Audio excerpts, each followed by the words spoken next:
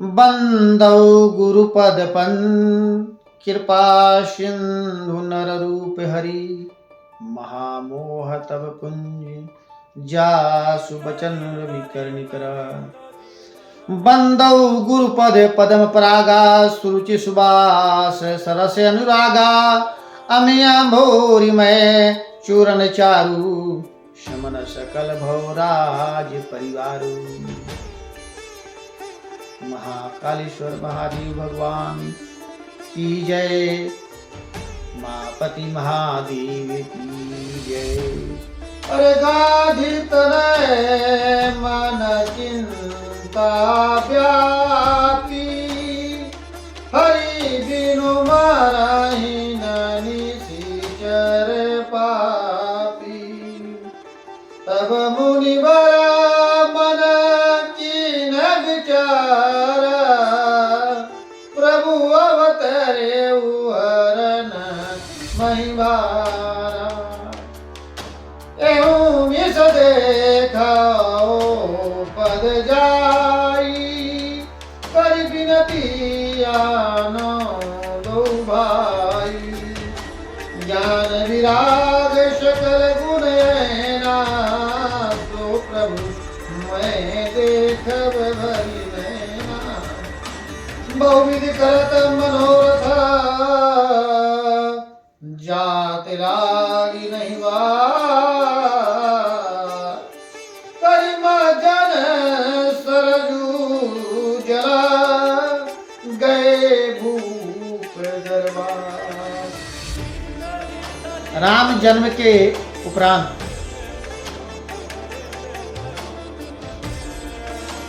महामुनि विश्वामित्र को यह ज्ञात हुआ कि निशाचरों के अत्याचार को पृथ्वी से मुक्त करने के लिए श्री धाम अयोध्या में दशरथ के घर श्री हरि अवतार के रूप में प्रकट हो गए। तो उन्हें जब ज्ञात हुआ तो वो अपने सप्त ऋषियों को बुलाकर उन्होंने कहा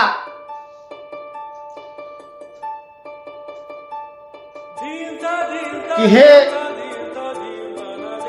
सखा, हम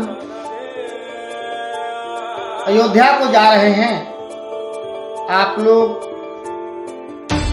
कुछ दिवस के लिए धैर्य बनाकर यहीं बक्सर में आश्रम पर बिना पूजा पाठ किए शांति प्रिय ढंग से रहिएगा ताकि निशाचर आपको कष्ट न दे।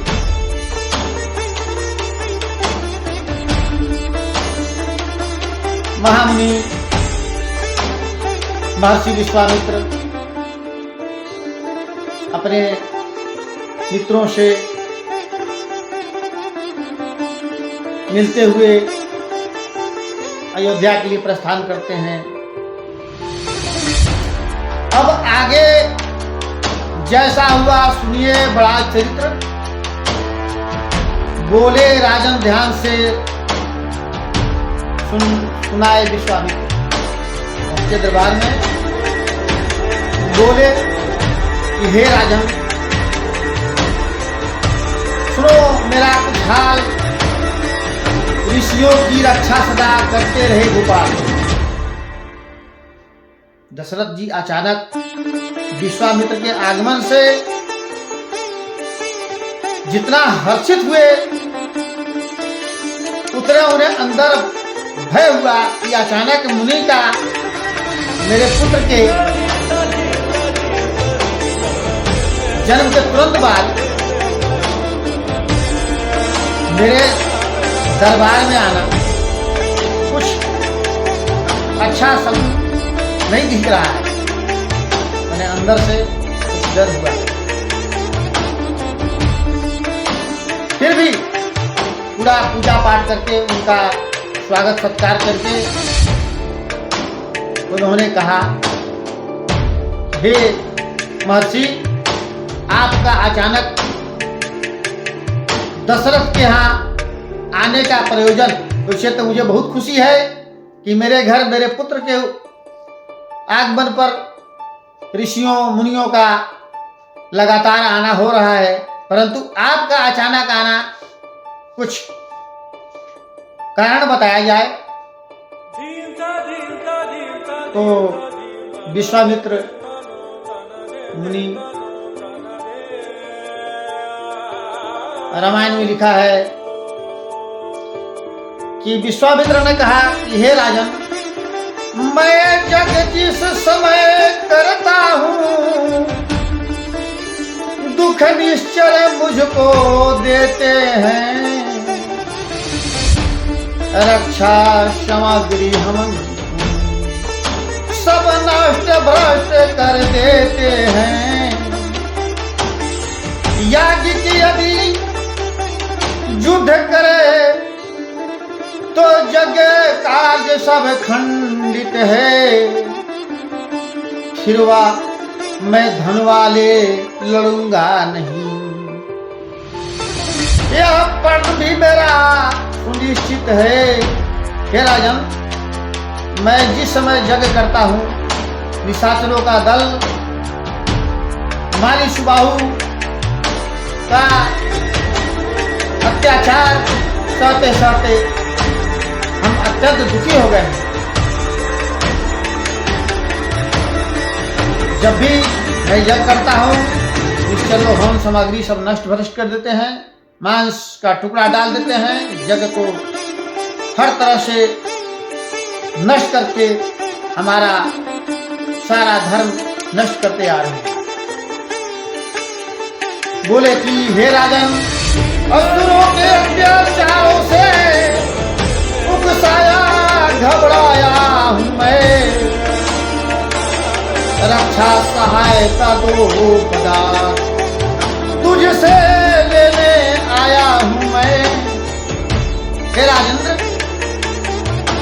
तू अपने राम लखन दो पुत्रों को दे दे मुझे कुछ दिवसों को, इससे है तुझको पुण्य सुजस कल्याण होगा उन दोनों को। हे राजन, आपके घर दो पुत्र राम लक्ष्मण जो एक साथ रहते हैं, उन दोनों पुत्रों को मुझे कुछ दिवसों को लिए दे दो, ताकि मैं उनसे उस यज्ञ की अपनी रक्षा करा सकूं। दशरथ ने कहा, हे मुनिवर, आपने यह उचित नहीं कहा, आपका यह निवेदन मुझे स्वीकार नहीं है। चौथे पन में मुझे चार पुत्र हुए, जिसमें दो पुत्र जो बड़े और छोटे हैं, उनको अचानक मांगने का प्रयोजन क्या है? हे मुनिवर, दोनों बालक हैं, भोले भाले नादान निरे, रण विद्या नहीं जानते हैं, लड़ने में है अनजान निरे। लो राज ताज संपत सेना, हे राज मुनिवर, लो राज ताज संपत सेना, यह देना कुछ दुश्वार नहीं, आज्ञा हो तो मैं स्वयं चलूं, इससे है मुझे इनकार नहीं।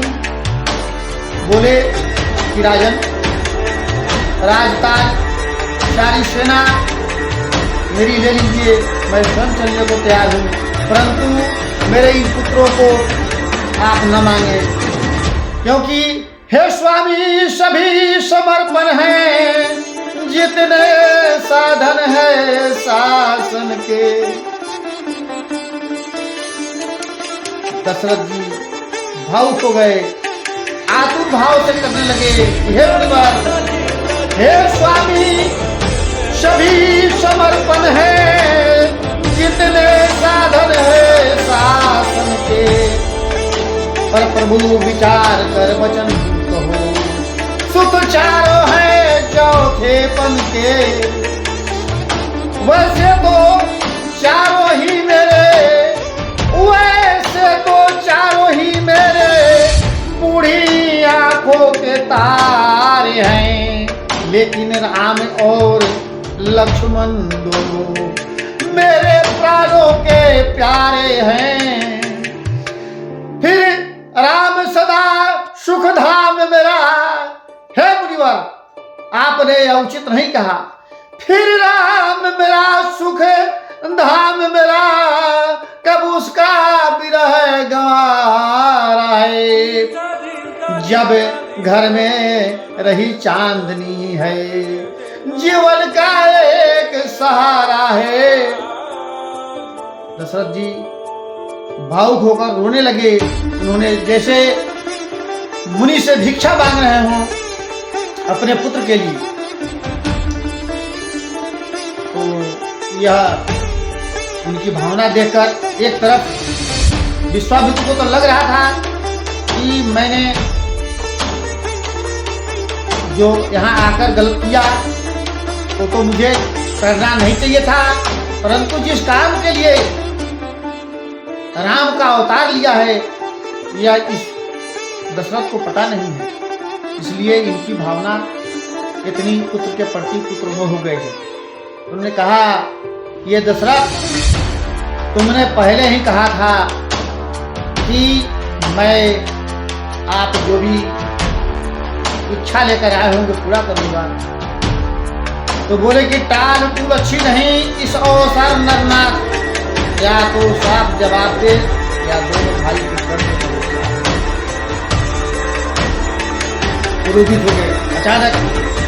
मुझे तो पता था ना, ज्ञानी थे, महाज्ञानी थे विश्वामित्र मुनि, भूत भविष्य तीनों लोगों के त्रिकालदर्शी थे।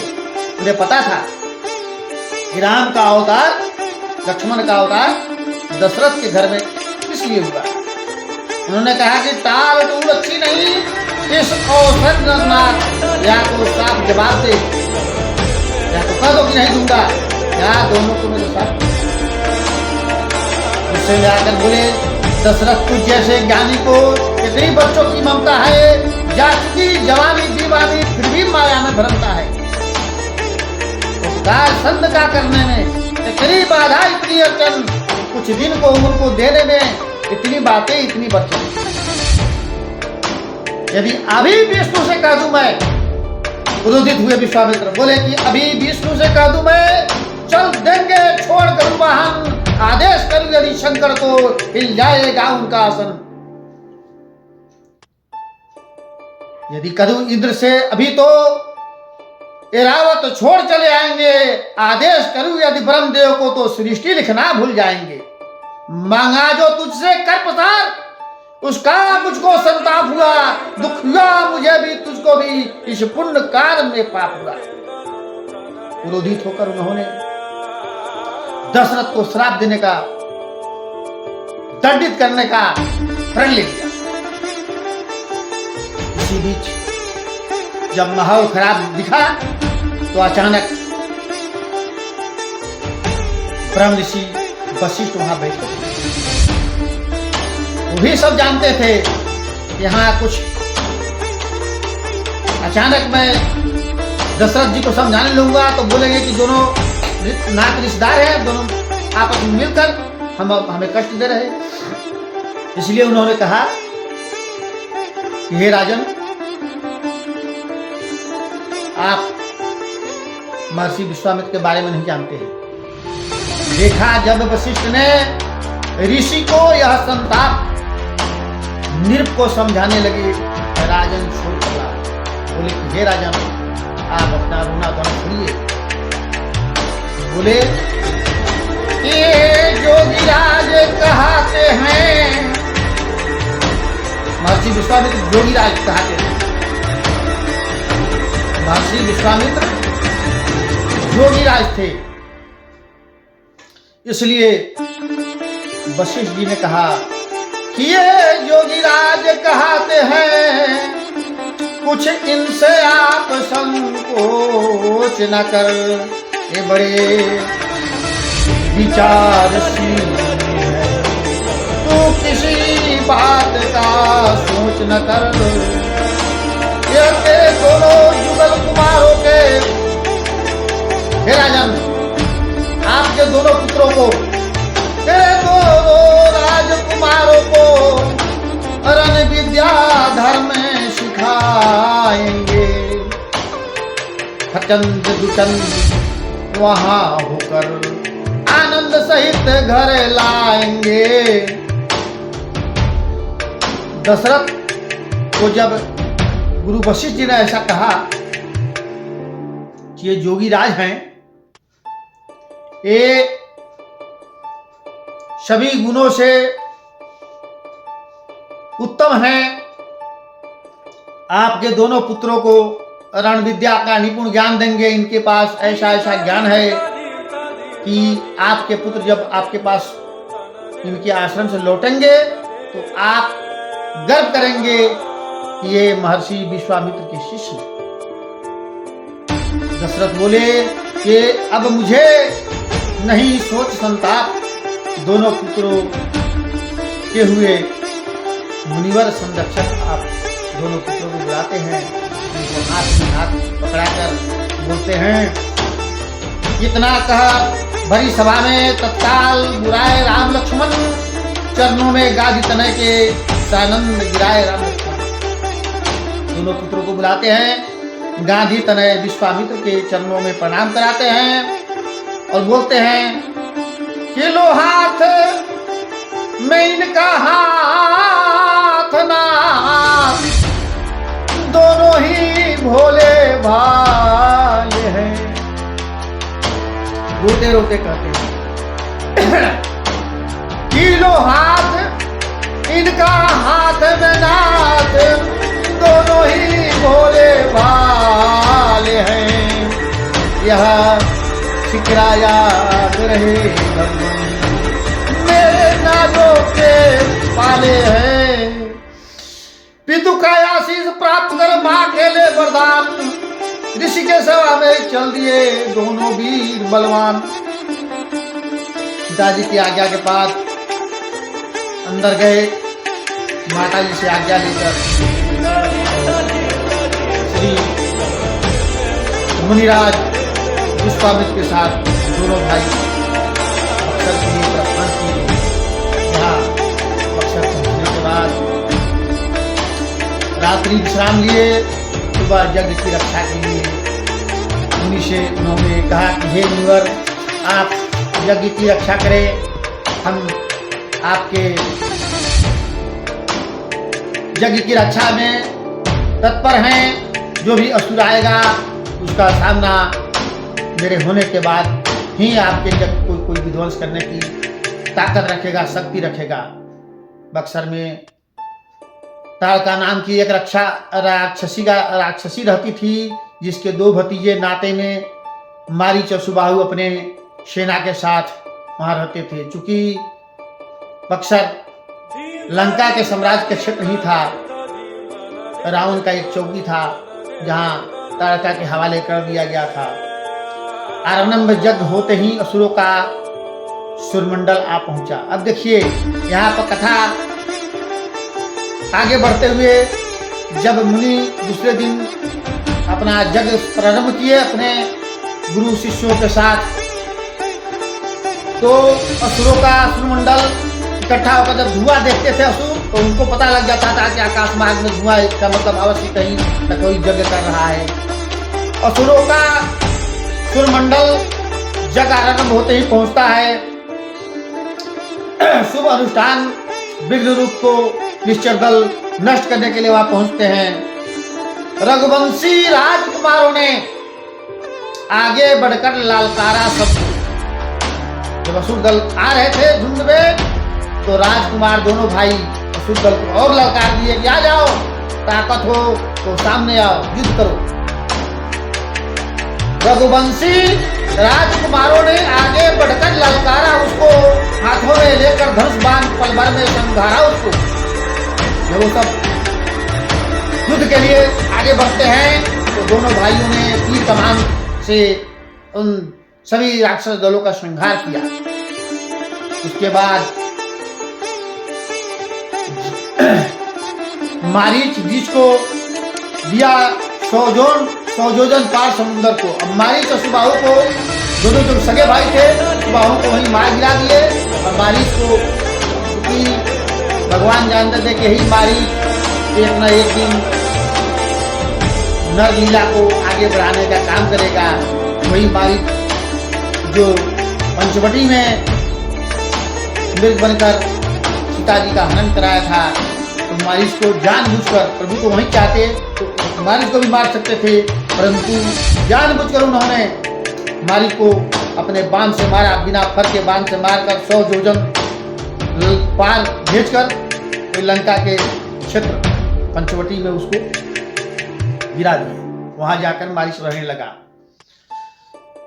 फिर वे दोनों लोग अपना ताड़का को भी नष्ट किए, सबको मारते हुए। तब तक जब आश्रम में सब संतों ने जय जयकार किया, अगले दिन मुनि को मिला यह सुंदर संदेश, धनुष महोत्सव के लिए बुला रहे मिथिलेश। दूसरे दिन